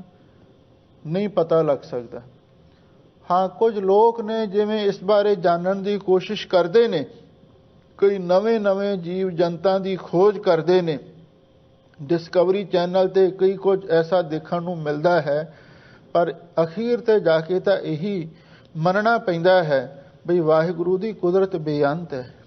ਜੀ ਜਾਤ ਰੰਗਾ ਕੇ ਨਾਮ, ਕਈ ਰੰਗਾਂ ਦੇ, ਕਈ ਨਸਲਾਂ ਦੇ, ਕਈ ਨਾਵਾਂ ਦੇ ਜੀਵ ਵਾਹਿਗੁਰੂ ਪਰਮੇਸ਼ਰ ਨੇ ਪੈਦਾ ਕੀਤੇ ਹਨ। ਸਭ ਨਾਂ ਲਿਖਿਆ ਬੁੜੀ ਕਲਾਮ। ਪਰ ਹੈਰਾਨੀ ਦੀ ਗੱਲ ਇਹ ਹੈ, ਧੰਨ ਗੁਰੂ ਨਾਨਕ ਦੇਵ ਮਹਾਰਾਜ ਸੱਚੇ ਪਾਤਸ਼ਾਹ ਫਰਮਾਉਂਦੇ ਨੇ, ਜਿਤਨੇ ਜੀਵ ਨੇ ਉਹਨਾਂ ਸਾਰਿਆਂ ਦੇ ਹੀ ਮੱਥੇ ਦੇ ਉੱਤੇ ਬੁੜੀ ਕਲਾਮ, ਉਸ ਵਾਹਿਗੁਰੂ ਪਰਮੇਸ਼ਰ ਦੀ ਜਿਹੜੀ ਇੱਕ ਵਗਦੀ ਕਲਮ ਹੈ, ਅਗੰਮੀ ਕਲਮ ਹੈ, ਉਸਨੇ ਲੇਖ ਲਿਖਿਆ ਹੋਇਆ। ਹਰ ਜੀਵ ਦੇ ਭਾਗ ਵੱਖੋ ਵੱਖਰੇ ਨੇ ਤੇ ਵਾਹਿਗੁਰੂ ਨੇ ਲਿਖੇ ਨੇ। ਹੈਰਾਨੀ ਦੀ ਗੱਲ ਤਾਂ ਇਹ ਹੈ ਵੀ ਸਾਨੂੰ ਤਾਂ ਇਹ ਵੀ ਨਹੀਂ ਪਤਾ ਕਿੰਨੀਆਂ ਨਸਲਾਂ ਦੇ, ਕਿੰਨੇ ਰੰਗਾਂ ਦੇ, ਕਿੰਨੇ ਨਾਵਾਂ ਦੇ ਜੀਵ ਨੇ, ਪਰ ਉਸ ਕਰਤਾ ਪੁਰਖ ਨੂੰ ਹਰ ਚੀਜ਼ ਦਾ ਗਿਆਨ ਹੈ, ਕਿਉਂਕਿ ਉਸ ਦੀ ਇੱਕ ਐਸੀ ਕਲਮ ਵਗੀ ਹੋਈ ਹੈ ਔਰ ਜਿਸਨੇ ਸਾਰੇ ਜੀਵਾਂ ਦੇ ਮੱਥੇ ਤੇ ਲੇਖ ਲਿਖਿਆ ਹੋਇਆ ਹੈ। ਇਹੋ ਲੇਖਾ ਲਿਖ ਜਾਣੈ ਕੋਈ। ਸਾਹਿਬ ਸਤਿਗੁਰੂ ਸੱਚੇ ਪਾਤਸ਼ਾਹ ਕਹਿੰਦੇ ਨੇ, ਭਾਈ ਜਿਹੜਾ ਜੀਵ ਦੇ ਮੱਥੇ ਤੇ ਵਾਹਿਗੁਰੂ ਨੇ ਲੇਖ ਲਿਖਿਆ ਹੋਇਆ ਹੈ ਤੇ ਕਿਸ ਜੀਵ ਦੇ ਮੱਥੇ ਉੱਤੇ ਕਿਹੋ ਜਿਹਾ ਲੇਖ ਲਿਖਿਆ ਹੋਇਆ ਹੈ, ਇਸ ਨੂੰ ਵੀ ਕੋਈ ਨਹੀਂ ਜਾਣ ਸਕਦਾ। ਹਾਂ, ਇਹੋ ਲੇਖਾ ਲਿਖ ਜਾਣਾ ਕੋਈ। ਜੇ ਤੁਸੀਂ ਆਖੋ ਦੁਨੀਆ ਦੇ ਵਿੱਚ ਬੜੇ ਸਿਆਣੇ ਸਾਬੀ ਲੋਕ ਵੀ ਨੇ ਜਿਹੜੇ ਇਸ ਗੱਲ ਦਾ ਲੇਖਾ ਜੋਖਾ ਕਰ ਸਕਦੇ ਨੇ, ਬੜੇ ਸਾਇੰਸਦਾਨ ਨੇ, ਉਹਨਾਂ ਨੇ ਐਸੇ ਜੰਤਰ ਵੀ ਬਣਾਏ ਨੇ ਜਿਨ੍ਹਾਂ ਦੁਆਰਾ ਬਹੁਤ ਕੁਝ ਦਾ ਪਤਾ ਲਾ ਰਹੇ ਨੇ। ਪਰ ਹਜ਼ੂਰ ਕਹਿੰਦੇ ਨੇ ਇਹੋ ਲੇਖਾ ਲਿਖ ਜਾਣਾ ਕੋਈ, ਵੀ ਜੇ ਕੋਈ ਇਹ ਜਿਹੜਾ ਲੇਖਾ ਹੈ ਇਸ ਨੂੰ ਕੋਈ ਲਿਖਣਾ ਜਾਣਦਾ ਹੋਵੇ ਤੇ ਭਾਈ ਉਹ ਫਿਰ ਉਹ ਲਿਖ ਕੇ ਵੇਖ ਲਵੇ, ਮਿਹਨਤ ਕਰਕੇ ਵੇਖ ਲਵੇ ਵੀ ਜਿੰਨੇ ਵੀ ਜੀਵ ਨੇ ਉਹਨਾਂ ਦੇ ਮੱਥੇ ਤੇ ਜੋ ਵਾਹਿਗੁਰੂ ਨੇ ਲੇਖ ਲਿਖਿਆ ਹੋਇਆ ਹੈ, ਵੀ ਉਹ ਕਿਹੜਾ ਲੇਖ ਲਿਖਿਆ ਹੈ, ਕਿਵੇਂ ਲਿਖਿਆ ਹੈ। ਇਹ ਜਿਹੜਾ ਸਾਰਾ ਲਿਖਿਆ ਹੈ ਕੋਈ ਲਿਖ ਕੇ ਜਾਣ ਲਵੇ, ਕੋਈ ਇਸ ਨੂੰ ਸਮਝ ਲਵੇ। ਲੇਖਾ ਲਿਖਿਆ ਕੀਤਾ ਹੋ। ਤੇ ਫਿਰ ਤੁਸੀਂ ਇਸ ਗੱਲ ਦਾ ਅੰਦਾਜ਼ਾ ਲਾਓ, ਸਾਰੇ ਜੀਵਾਂ ਦੇ ਮੱਥੇ ਉੱਤੇ ਜਿਹੜਾ ਲੇਖਾ ਲਿਖਿਆ ਹੋਇਆ ਹੈ, ਜਦੋਂ ਸਾਰੇ ਲੇਖੇ ਦਾ ਇਕੱਠਾ ਹਿਸਾਬ ਕਿਤਾਬ ਕੀਤਾ ਜਾਵੇ, ਲੇਖਾ ਲਿਖਿਆ ਕੀਤਾ ਹੋਏ ਜਿਹੜਾ ਉਹ ਲਿਖਿਆ ਹੋਇਆ ਹਿਸਾਬ ਹੈ ਉਹ ਕਿਤਨਾ ਵੱਡਾ ਹੋ ਜਾਵੇਗਾ। ਜੇ ਹਰ ਜੀਵ ਦਾ ਰੈਕਟ ਆਪਾਂ ਲਿਖਣ ਲੱਗੀਏ ਤੇ ਕਿਤਨਾ ਵੱਡਾ ਉਹ ਹਿਸਾਬ ਕਿਤਾਬ ਹੋ ਜਾਵੇਗਾ। ਹੁਣ ਜਿਹੜੀ ਮਨੁੱਖ ਸ੍ਰਿਸ਼ਟੀ ਹੈ ਇਹਦਾ ਕੋਈ ਸ਼ੁਮਾਰ ਨਹੀਂ। ਖੈਰ ਇਹਦੇ ਬਾਰੇ ਚਲੋ ਕੁਛ ਨਾ ਕੁਛ ਸਰਕਾਰਾਂ ਯਤਨ ਕਰਦੀਆਂ ਨੇ ਵੀ ਉਹਨਾਂ ਦੇ ਐਡਰੈਸ, ਉਹਨਾਂ ਦੇ ਆਇਡੈਂਟੀ ਕਾਰਡ ਬਣਾ ਦਿੰਦੀਆਂ ਨੇ, ਪਰ ਹਜ਼ੂਰ ਕਹਿੰਦੇ ਨੇ ਬਹੁਤ ਸਾਰੇ ਇਹੋ ਜਿਹੇ ਵੀ ਲੋਕ ਨੇ, ਇਹੋ ਜਿਹੇ ਜੀਵ ਨੇ ਜਿਨ੍ਹਾਂ ਦਾ ਕਿਸੇ ਨੂੰ ਪਤਾ ਵੀ ਨਹੀਂ। ਤੁਸੀਂ ਮਨੁੱਖ ਦਾ ਲੇਖਾ ਹੀ ਨਹੀਂ ਲਿਖ ਸਕਦੇ, ਹੋਰ 84 ਲੱਖ ਜੂਨਾਂ ਦੇ ਜੀਵ ਨੇ, ਉਹਨਾਂ ਦੇ ਮੱਥੇ ਤੇ ਕਿਹੋ ਜਿਹੇ ਲੇਖ ਲਿਖੇ ਹੋਏ ਨੇ, ਇਹਦੇ ਬਾਰੇ ਕੋਈ ਵੀ ਨਹੀਂ ਜਾਣ ਸਕਦਾ। ਤੇ ਜਿੰਨਾ ਸਾਰੇ ਜੀਵਾਂ ਦਾ ਲੇਖਾ ਲਿਖਿਆ ਹੋਇਆ ਹੈ ਉਹ ਅਖੀਰ ਤੇ ਕਿੰਨਾ ਹੋ ਜਾਂਦਾ ਹੈ, ਇਹਦੇ ਬਾਰੇ ਕੋਈ ਕੁਝ ਨਹੀਂ ਦੱਸ ਸਕਿਆ, ਨਾ ਹੀ ਅੱਗੇ ਲਈ ਕੋਈ ਦੱਸ ਸਕਦਾ ਹੈ। ਕੀਤਾ ਤਾਣ ਸੁਆਲਹੁ ਰੂਪ। ਧੰਨ ਗੁਰੂ ਨਾਨਕ ਤੇ ਮਹਾਰਾਜ ਸੱਚੇ ਪਾਤਸ਼ਾਹ ਕਹਿੰਦੇ, ਭਾਈ ਫੇਰ ਵੇਖ ਲਓ ਵਾਹਿਗੁਰੂ ਪਰਮੇਸ਼ਰ ਨੇ ਕਿਤਨੀਆਂ ਅਮੋਲਕ ਦਾਤਾਂ ਸਾਨੂੰ ਬਖਸ਼ਿਸ਼ ਕੀਤੀਆਂ ਨੇ। ਕੀਤਾ ਤਾਣ, ਕਿੰਨਾ ਤਾਣ ਦਾ ਅਰਥ ਹੈ ਬਲ, ਜ਼ੋਰ ਉਸ ਵਾਹਿਗੁਰੂ ਨੇ ਸਾਨੂੰ ਦਿੱਤਾ ਹੋਇਆ। ਸੁਆਲਹੁ ਰੂਪ, ਤੇ ਜਿਹੜੀ ਸੰਸਾਰ ਦੇ ਵਿੱਚ ਬਲ ਦੀ ਵੀ ਬੜੀ ਤਾਕ ਮੰਨੀ ਜਾਂਦੀ ਹੈ। ਜਿਹੜਾ ਬਹੁਤਾ ਤਕੜਾ ਹੋਵੇ ਤੇ ਉਹਨੂੰ ਵੀ ਦੁਨੀਆ ਮਾਣ ਸਤਿਕਾਰ ਦਿੰਦੀ ਹੈ, ਪਰ ਹਜ਼ੂਰ ਕਹਿੰਦੇ ਅਸਲੀ ਤਾਣ ਤੇ ਵਾਹਿਗੁਰੂ ਦਾ ਹੀ ਹੈ ਨਾ। ਉਹ ਕਿੰਨਾ ਤਾਣ ਵਾਹਿਗੁਰੂ ਨੇ ਸਾਨੂੰ ਦਿੱਤਾ ਹੋਇਆ, ਕੋਈ ਇਸ ਦਾ ਹਿਸਾਬ ਨਹੀਂ। ਸੁਆਲਹੁ ਰੂਪ, ਤੇ ਫਿਰ ਸੰਸਾਰ ਦੇ ਵਿੱਚ ਜਿਹੜੀ ਸੁੰਦਰਤਾ ਹੈ, ਸੁਆਲਹੁ ਦਾ ਅਰਥ ਹੈ ਸੁੰਦਰਤਾ, ਉਹ ਵੀ ਪਰੇ ਤੋਂ ਪਰੇ ਹੈ। ਇਸੇ ਲਈ ਸਤਿਗੁਰੂ ਨੇ ਫਰਮਾਇਆ ਹੈ, ਰੂਪਵੰਤ ਹੋਏ ਨਾਹੀ ਮੋਹ ਹੈ, ਪ੍ਰਭ ਕੀ ਜੋਤ ਸਗਲ ਘਟ ਸੋ ਹੈ। ਅਸਲੀ ਸੁੰਦਰਤਾ ਦਾ ਸੋਮਾ ਤੇ ਵਾਹਿਗੁਰੂ ਪਰਮੇਸ਼ਰ ਹੈ। ਆ ਜਿਹੜੇ ਫੁੱਲਾਂ ਵਿੱਚ ਸੁੰਦਰਤਾ ਵੇਖ ਰਹੇ ਹਾਂ, ਪਾਣੀਆਂ ਦੇ ਵਿੱਚ, ਬਨਸਪਤੀ ਵਿੱਚ, ਜੀਵ ਜੰਤਾਂ ਦੇ ਵਿੱਚ ਕਿਤੇ ਵੀ ਸੁੰਦਰਤਾ ਦੀ ਝਲਕ ਮਿਲਦੀ ਹੈ, ਹਜ਼ੂਰ ਕਹਿੰਦੇ ਨੇ ਇਹ ਵਾਹਿਗੁਰੂ ਦੀ ਹੈ। ਇਹ ਕਿੰਨਾ ਸੁੰਦਰ ਰੂਪ ਵਾਹਿਗੁਰੂ ਨੇ ਦਿੱਤਾ ਹੈ, ਕੋਈ ਇਹਦੇ ਬਾਰੇ ਵੀ ਦੱਸ ਨਹੀਂ ਸਕਦਾ। ਕੀਤੀ ਦਾਤ ਜਾਣੈ ਕੌਣ ਕੂਤ। ਹਜ਼ੂਰ ਕਹਿੰਦੇ ਨੇ ਵਾਹਿਗੁਰੂ ਨੇ ਸਾਨੂੰ ਦਾਤ ਕਿਤਨੀ ਅਮੋਲਕ ਬਖਸ਼ਿਸ਼ ਕੀਤੀ ਹੈ। ਜੇਵੜ ਆਪ ਤੇਵੜ ਤੇਰੀ ਦਾਤ, ਜਿਨ ਦਿਨ ਕਰਕੇ ਕੀਤੀ ਰਾਤ। ਆ ਵੇਖ ਲਓ ਵਾਹਿਗੁਰੂ ਪਰਮੇਸ਼ਰ ਨੇ ਦਿਨ ਕੰਮ ਕਰਨ ਲਈ ਬਣਾਇਆ ਹੈ ਤੇ ਰਾਤ ਸੌਣ ਲਈ ਬਣਾਈ ਹੈ। ਇਹ ਕਿੰਨੀ ਅਮੋਲਕ ਦਾਤ ਹੈ। ਜੇ ਰਾਤ ਨਾ ਹੁੰਦੀ ਤੇ ਆਪਾਂ ਨੂੰ ਆਰਾਮ ਵੀ ਨਾ ਮਿਲਦਾ। ਇਹ ਵਾਹਿਗੁਰੂ ਨੇ ਸਾਡੇ ਤੇ ਕਿਰਪਾ ਕੀਤੀ ਹੈ। ਕੀਤੀ ਦਾਤ, ਉਸ ਵਾਹਿਗੁਰੂ ਦੀ ਦਾਤ ਕਿਤਨੀ ਵੱਡੀ ਹੈ। ਇਹ ਤੇ ਇੱਕ ਗੱਲ ਆਪਾਂ ਕੀਤੀ ਹੈ, ਹੋਰ ਕਿਤਨੀਆਂ ਦਾਤਾਂ ਵਾਹਿਗੁਰੂ ਨੇ ਸਾਨੂੰ ਦਿੱਤੀਆਂ ਹੋਈਆਂ ਨੇ, ਕੋਈ ਇਸ ਦਾ ਲੇਖਾ ਜੋਖਾ ਕਰ ਸਕਦਾ ਹੈ। ਜਾਣੈ ਕੌਣ ਕੂਤ। ਕੂਤ ਦਾ ਅਰਥ ਹੈ ਵੀ ਕਿਹੜਾ ਉਹ ਹਿਸਾਬੀ ਹੈ, ਕਿਹੜਾ ਉਹ ਲਿਖਾਰੀ ਹੈ ਜਿਹੜਾ ਇਸ ਗੱਲ ਨੂੰ ਜਾਣ ਸਕੇ ਵੀ ਵਾਹਿਗੁਰੂ ਨੇ ਕਿੰਨੀਆਂ ਦਾਤਾਂ ਸਾਨੂੰ ਬਖਸ਼ਿਸ਼ ਕੀਤੀਆਂ ਨੇ। ਇਕਤ ਟੋਲ ਨਾ ਅੰਬੜਾ, ਹਉ ਸਦ ਕੁਰਬਾਨਾ ਜਾਸ ਜੀਓ। ਇੱਕ ਇੱਕ ਪਦਾਰਥ ਦੀ ਕੋਈ ਕੀਮਤ ਨਹੀਂ ਬਿਆਨ ਕਰ ਸਕਦਾ।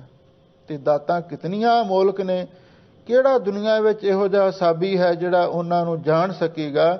ਇਸ ਲਈ ਵਾਹਿਗੁਰੂ ਦੀਆਂ ਦਾਤਾਂ ਵੀ ਬੇਅੰਤ ਹਨ। ਕੀਤਾ ਪਸਾਓ ਏਕੋ ਕਵਾਓ। ਧੰਨ ਗੁਰੂ ਨਾਨਕ ਦੇਵ ਮਹਾਰਾਜ ਦੇ ਚਰਨਾਂ ਵਿੱਚ ਗੁਰਸਿੱਖਾਂ ਨੇ ਬੇਨਤੀ ਕੀਤੀ, ਮਹਾਰਾਜ ਸਾਨੂੰ ਕਿਰਪਾ ਕਰਕੇ ਇਹ ਦੱਸੋ, ਇਹ ਜਿਹੜਾ ਸੰਸਾਰ ਦਾ ਪਸਾਰਾ ਹੈ ਇਹ ਕਿਸ ਨੇ ਪੈਦਾ ਕੀਤਾ ਹੈ। ਹਜ਼ੂਰ ਕਹਿੰਦੇ ਉਸ ਅਕਾਲ ਪੁਰਖ ਨੇ। ਕੀਤਾ ਪਸਾਓ ਏਕੋ ਕੁਆਓ। ਕੁਆਓ ਦਾ ਅਰਥ ਹੈ ਬੋਲ, ਕੁਆਓ ਦਾ ਅਰਥ ਹੈ ਸ਼ਬਦ। ਇੱਕੋ ਹੀ ਕੁਆਓ ਦਾ ਅਰਥ ਹੈ ਬੋਲ ਤੋਂ, ਇੱਕੋ ਹੀ ਸ਼ਬਦ ਤੋਂ। ਕੀਤਾ ਪਸਾਓ, ਉਸ ਵਾਹਿਗੁਰੂ ਨੇ ਸਾਰੇ ਸੰਸਾਰ ਦਾ ਪਸਾਰਾ ਕਰ ਦਿੱਤਾ।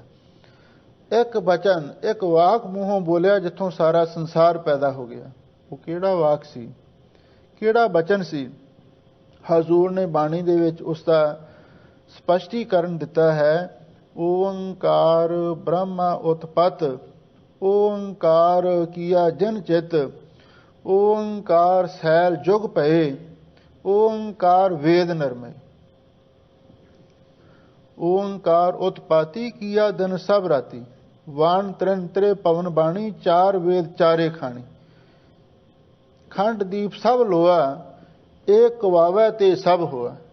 ਇੱਕੋ ਹੀ ਬਚਨ ਸੀ। ਓੰਕਾਰ ਦੀ ਧੁਨੀ ਵਾਹਿਗੁਰੂ ਨੇ ਉਚਾਰਨ ਕੀਤੀ। ਕੀਤਾ ਪਸਾਓ, ਜਿਸ ਤੋਂ ਅੱਗੇ ਸਾਰਾ ਇਹ ਪਸਾਰਾ ਪੈਦਾ ਹੋਇਆ ਹੈ। ਤਿਸ ਤੇ ਹੋਏ ਲੱਖ ਦਰਿਆ। ਲੋ ਹਜ਼ੂਰ ਕਹਿੰਦੇ ਨੇ ਉਸ ਵਾਹਿਗੁਰੂ ਪਰਮੇਸ਼ਰ ਨੇ ਇੱਕੋ ਹੀ ਸ਼ਬਦ ਤੋਂ, ਓੰਕਾਰ ਦੀ ਧੁਨੀ ਤੋਂ ਸਾਰਾ ਪਸਾਰਾ ਕੀਤਾ ਹੈ। ਉਸ ਤੋਂ ਅੱਗੇ ਲੱਖਾਂ ਹੀ ਦਰਿਆ ਪੈਦਾ ਹੋ ਗਏ। ਦਰਿਆ ਤੋਂ ਮੁਰਾਦ ਹੈ ਲਹਿਰਾਂ, ਤਰੰਗਾਂ ਪੈਦਾ ਹੋ ਗਈਆਂ। ਆ ਹੁਣ ਵੀ ਜਿਹੜੇ ਸਾਇੰਸਦਾਨ ਨੇ ਖੋਜ ਕਰ ਰਹੇ ਨੇ, ਤੇ ਸਤਿਗੁਰੂ ਨੇ ਬਾਣੀ ਵਿੱਚ ਕਈ ਥਾਵਾਂ ਤੇ ਇਸ਼ਾਰੇ ਕੀਤੇ ਨੇ। ਪਸਰਿਓ ਆਪ ਹੋਏ ਅੰਤ ਤਰੰਗ, ਲਖੇ ਨਾ ਜਾਹੇ ਪਾਰ ਬ੍ਰਹਮ ਕੇ ਰੰਗ। ਅਨੇਕਾਂ ਆਕਾਸ਼ ਦੇ ਵਿੱਚ ਲਹਿਰਾਂ ਨੇ, ਲੱਖਾਂ ਦਰਿਆ ਵਗ ਰਹੇ ਨੇ। ਹੁਣ ਆਪਾਂ ਇੱਥੇ ਬੈਠੇ ਹਾਂ, ਫੋਨ ਤੇ ਇੰਡੀਆ ਗੱਲ ਕਰਦੇ ਹਾਂ, ਔਰ ਇੱਥੇ ਹੀ ਬਸ ਨਹੀਂ, ਟੈਲੀਵਿਜ਼ਨ ਤੇ ਆਪਾਂ ਜੋ ਕੁਝ ਉੱਥੇ ਹੁੰਦਾ ਹੈ ਉਹਨੂੰ ਵੀ ਵੇਖ ਰਹੇ ਹਾਂ। ਇਹ ਲਹਿਰਾਂ ਨੇ, ਲੱਖਾਂ ਦਰਿਆ ਨੇ, ਇਹ ਉਸ ਵਾਹਿਗੁਰੂ ਪਰਮੇਸ਼ਰ ਦੇ ਪੈਦਾ ਕੀਤੇ ਹੋਏ ਹਨ। ਕੁਦਰਤ ਕਵਣ ਕਹਾ ਵਿਚਾਰ। ਧੰਨ ਗੁਰੂ ਨਾਨਕ ਤੇ ਮਹਾਰਾਜ ਸੱਚੇ ਪਾਤਸ਼ਾਹ ਫਰਮਾਉਂਦੇ ਨੇ, ਗੁਰਮੁਖੋ ਕੁਦਰਤ ਕਵਣ, ਮੇਰੇ ਵਿੱਚ ਕੀ ਮਜਾਲ ਹੈ, ਮੇਰੇ ਵਿੱਚ ਕੀ ਤਾਕਤ ਹੈ। ਕਹਾਂ ਵਿਚਾਰ, ਮੈਂ ਉਸ ਵਾਹਿਗੁਰੂ ਦੀ ਕੁਦਰਤ ਦਾ ਕੋਈ ਵਿਚਾਰ ਕਹਿ ਸਕਾਂ। ਵਾਹਿਗੁਰੂ ਦੀ ਕੁਦਰਤ ਬੇਅੰਤ ਹੈ, ਮੇਰੇ ਵਿੱਚ ਕੋਈ ਤਾਕਤ ਨਹੀਂ ਕਿ ਮੈਂ ਉਸ ਕੁਦਰਤ ਦੇ ਬਾਰੇ ਕੁਝ ਬਿਆਨ ਕਰ ਸਕਾਂ। ਵਾਰਿਆ ਨਾ ਜਾਵਾ ਇੱਕ ਵਾਰ। ਹਜ਼ੂਰ ਕਹਿੰਦੇ ਨੇ ਇੱਕ ਵਾਰ, ਇੱਕ ਵਾਲ ਮਾਤਰ ਵੀ ਮੇਰੇ ਪਾਸੋਂ ਤਾਂ ਉਸ ਕੁਦਰਤ ਦਾ ਵਾਰਿਆ ਨਾ ਜਾਵਾ, ਕੋਈ ਬਿਆਨ ਨਹੀਂ ਕੀਤਾ ਜਾ ਸਕਦਾ। ਮੈਂ ਤੇ ਇੱਕ ਵਾਲ ਮਾਤਰ ਵੀ, ਇੱਕ ਰੋਹ ਮਾਤਰ ਵੀ, ਰੰਚਕ ਭਰ ਵੀ ਉਸ ਕੁਦਰਤ ਦੇ ਬਾਰੇ ਕੁਝ ਨਹੀਂ ਦੱਸ ਸਕਦਾ। ਵਾਹਿਗੁਰੂ ਦੀ ਕੁਦਰਤ ਮਹਾਨ ਹੈ। ਇਹ ਜਿਹੜੀ ਪੰਕਤੀ ਹੈ, ਵਾਰਿਆ ਨਾ ਜਾਵਾ ਏਕ ਵਾਰ, ਵਿਦਵਾਨਾਂ ਨੇ ਕਈ ਤਰ੍ਹਾਂ ਦੇ ਅਰਥ ਕੀਤੇ ਨੇ, ਪਰ ਢੁਕਵਾਂ ਅਰਥ ਇਹੀ ਜਾਪਦਾ ਹੈ, ਵਾਰਿਆ ਨਾ ਜਾਵਾ ਏਕ ਵਾਰ। ਵਾਹਿਗੁਰੂ ਦੀ ਕੁਦਰਤ ਬੇਅੰਤ ਹੈ, ਉਹਦਾ ਇੱਕ ਵਾਲ ਮਾਤਰ ਵੀ ਬਿਆਨ ਨਹੀਂ ਕੀਤਾ ਜਾ ਸਕਦਾ। ਦੂਸਰਾ ਅਰਥ ਇਹ ਵੀ ਕੀਤਾ, ਵਾਰਿਆ ਨਾ ਜਾਵਾ ਏਕ ਵਾਰ, ਬਈ ਵਾਹਿਗੁਰੂ ਦੀ ਕੁਦਰਤ ਬੇਅੰਤ ਹੈ, ਵਾਰਿਆ ਨਾ ਜਾਵਾ ਏਕ ਵਾਰ। ਕਿਉਂ ਨਾ ਇੱਕੋ ਵਾਰੀ ਹੀ ਉਸ ਅਕਾਲ ਪੁਰਖ ਵਾਹਿਗੁਰੂ ਤੋਂ ਬਲਿਹਾਰ ਹੋਇਆ ਜਾਵੇ। ਬਲਿਹਾਰੀ ਕੁਦਰਤ ਵਸਿਆ, ਤੇਰਾ ਅੰਤ ਨਾ ਜਾਈ ਲਖਿਆ। ਵਾਰਿਆ ਨਾ ਜਾਵਾ ਏਕ ਵਾਰ। ਹੋਰ ਵੀ ਕਈ ਤਰ੍ਹਾਂ ਦੇ ਅਰਥ ਵਿਦਵਾਨਾਂ ਨੇ ਕੀਤੇ ਨੇ ਕਿ ਉਸ ਵਾਹਿਗੁਰੂ ਪਰਮੇਸ਼ਰ ਨੂੰ ਏਕ ਵਾਰ, ਵਾਰ ਕਹਿੰਦੇ ਨੇ ਦਿਨ ਨੂੰ, ਵੀ ਮੈਂ ਕੇਵਲ ਏਕ ਵਾਰ, ਇੱਕ ਦਿਨ ਹੀ ਨਹੀਂ, ਬਲਿਹਾਰੀ ਗੁਰ ਆਪਣੇ ਦਿਵਹਾੜੀ ਸਦਵਾਰ। ਮੈਂ ਤੇ ਸਾਰੇ ਹੀ ਦਿਨਾਂ ਦੇ ਵਿੱਚ ਉਸ ਅਕਾਲ ਪੁਰਖ ਵਾਹਿਗੁਰੂ ਤੋਂ ਕੁਰਬਾਨ ਜਾਨਾ ਹਾਂ, ਕਿਉਂਕਿ ਉਸ ਵਾਹਿਗੁਰੂ ਪਰਮੇਸ਼ਰ ਦੀ ਰਚਨਾ ਬੇਅੰਤ ਹੈ, ਉਹਦੀ ਕੁਦਰਤ ਮਹਾਨ ਹੈ। ਵਾਰਿਆ ਨਾ ਜਾਵਾ ਏਕ ਵਾਰ, ਕਿਉਂ ਨਾ ਇੱਕੋ ਵਾਰ ਹੀ ਉਸ ਵਾਹਿਗੁਰੂ ਪਰਮੇਸ਼ਰ ਤੋਂ ਬਲਿਹਾਰ ਹੋ ਜਾਵਾਂ। ਮੇਰਾ ਤੇ ਦਿਲ ਕਰਦਾ ਵੀ ਮੈਂ ਇੱਕੋ ਵਾਰੀ ਵਾਹਿਗੁਰੂ ਤੋਂ ਕੁਰਬਾਨ ਹੋ ਜਾਵਾਂ। ਇਸ ਤਰ੍ਹਾਂ ਦੇ ਭਾਵਾਂ ਵਾਲੇ ਬੇਅੰਤ ਅਰਥ ਕੀਤੇ ਹਨ। ਜੋ ਤੁਧ ਭਾਵੈ ਸਾਈ ਭਲੀ ਕਾਰ। ਧੰਨ ਗੁਰੂ ਨਾਨਕ ਦੇਵ ਮਹਾਰਾਜ ਸੱਚੇ ਪਾਤਸ਼ਾਹ ਹੁਣ ਉਸ ਅਕਾਲ ਪੁਰਖ ਨੂੰ ਸੰਬੋਧਨ ਕਰਕੇ ਆਖਦੇ ਨੇ, ਹੇ ਵਾਹਿਗੁਰੂ ਜੀ, ਜੋ ਤੁਹਾਨੂੰ ਪਾਉਂਦਾ ਹੈ ਸਾਈ ਭਲੀ ਕਾਰ, ਸਾਨੂੰ ਉਹੀ ਤੁਹਾਡੀ ਕਾਰ ਕਿਰਤ, ਉਹੀ ਕੰਮ ਚੰਗਾ ਲੱਗਦਾ ਹੈ। ਤੂੰ ਸਦਾ ਸਲਾਮਤ ਨਿਰੰਕਾਰ। ਹੇ ਅਕਾਲ ਪੁਰਖ ਵਾਹਿਗੁਰੂ, ਹੇ ਨਿਰੰਕਾਰ ਵਾਹਿਗੁਰੂ, ਤੂੰ ਸਦਾ ਸਲਾਮਤ, ਤੂੰ ਸਦਾ ਸਥਿਰ ਰਹਿਣ ਵਾਲਾ ਹੈ। ਅਕਾਲ ਪੁਰਖ ਵਾਹਿਗੁਰੂ ਦੀ ਹਸਤੀ ਹਮੇਸ਼ਾ ਲਈ ਕਾਇਮ ਰਹਿਣ ਵਾਲੀ ਹੈ। ਦਿਨ ਰਵ ਚੱਲੈ, ਨਿਸਸ ਚੱਲੈ, ਤਾਰਕਾ ਲਖ ਭਲੋਏ, ਮੁਕਾਮ ਉਹੀ ਏਕ ਹੈ, ਨਾਨਕਾ ਸੱਚ ਪੁਗੋਏ। ਹਜ਼ੂਰ ਕਹਿੰਦੇ ਨੇ, ਆਦ ਸੱਚ, ਜੁਗਾਦ ਸੱਚ, ਹੈ ਪੀ ਸੱਚ, ਨਾਨਕ ਹੋਸੀ ਪੀ ਸੱਚ। ਉਸ ਅਕਾਲ ਪੁਰਖ ਨੂੰ ਸੰਬੋਧਨ ਕਰਕੇ ਹਜ਼ੂਰ ਕਹਿੰਦੇ ਨੇ, ਹੇ ਨਿਰੰਕਾਰ, ਤੂੰ ਤੇ ਸਦਾ ਸਲਾਮਤ ਰਹਿਣ ਵਾਲਾ ਹੈ ਤੇ ਬਾਕੀ ਸਾਰੀ ਸ੍ਰਿਸ਼ਟੀ ਬਦਲਦੀ ਹੈ। ਸੰਸਾਰ ਵੀ ਇੱਕ ਪ੍ਰਵਾਹਤ ਰੂਪ ਹੈ, ਚੱਲਦਾ ਹੈ, ਇੱਕ ਰਸ ਨਹੀਂ ਰਹਿਣ ਵਾਲਾ। ਇਸੇ ਲਈ ਹਜ਼ੂਰ ਕਹਿੰਦੇ, ਜੋ ਤੈਨੂੰ ਪਾਉਂਦਾ ਸਾਨੂੰ ਉਹੀ ਭਲੀ ਕਾਰ ਲੱਗਦੀ ਹੈ। ਤੇਰਾ ਹਰ ਕੰਮ ਸਾਨੂੰ ਚੰਗਾ ਹੀ ਲੱਗਦਾ ਹੈ।